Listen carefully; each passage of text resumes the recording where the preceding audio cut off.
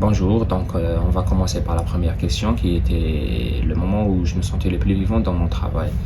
C'était quand je voyais qu'il y avait des résultats, que je partageais pas mon temps et mon énergie pour rien. C'est-à-dire, je faisais mon possible pour aider mes élèves et quand je voyais que mes élèves étaient en train de s'améliorer, cela me faisait gravement plaisir. Par exemple, il y avait des élèves qui avaient des obstacles à surpasser. Et j'étais la clé qui les aidait à surpasser ces obstacles.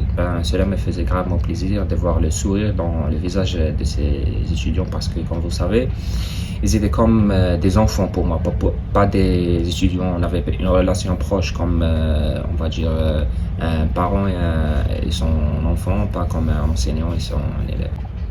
Bon, pour l'exemple que vous avez demandé, j'avais un élève qui s'appelait Mustapha. Mustapha était très intelligent, mais il était très timide. Il ne pouvait pas exercer sa passion avec expertise. Donc, mon but était de lui rendre sa confiance en soi et de partager avec lui mon savoir et tout ce que j'avais. Je partageais aussi mon amour avec lui, puisque c'était un petit enfant. Donc, après 2 mois, 3 mois, Mustapha a regagné sa confiance en soi et il est devenu l'un des meilleurs éléments dans la classe. La chose que j'aimais pas, on va pas dire que j'aimais pas, mais il y avait certains éléments qui n'aimaient pas les enseignants. On va pas dire qu'ils m'aiment pas moi en personne ou ils avaient un problème avec moi personnellement ou avec ma personnalité. C'est juste qu'ils ont une mauvaise idée à propos des enseignants. Mon but était de leur dire ou leur montrer que ils faisaient ça pour eux. Donc ils étudient pour eux. Ils font ça pour personne.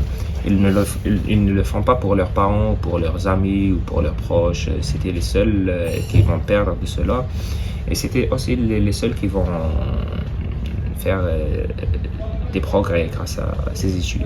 Donc, je les ai aidés à mieux comprendre comment la vie marche et comment ils peuvent faire des progrès grâce aux études et comment ils peuvent perfectionner leur mentalité et leur savoir.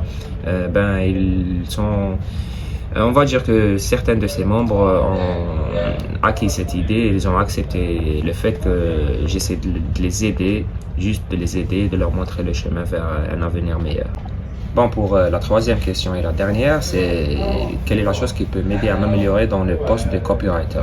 C'est-à-dire, j'ai besoin de travailler avec une équipe expérimentée. Bon, c'est-à-dire que je vais essayer d'apprendre de cette équipe. Je vais pas dire que j'ai pas de l'expérience dans ce domaine puisque j'ai terminé mes études dans le domaine de littérature et de l'écriture et dans la didactique des langues étrangères. Donc, j'ai du bagage à partager avec eux. Mais comme vous savez, personne n'est parfait et personne ne peut arriver au niveau de master dans certains domaines ou dans la plupart des domaines. On est toujours en train d'apprendre et on va continuer à apprendre jusqu'à notre mort.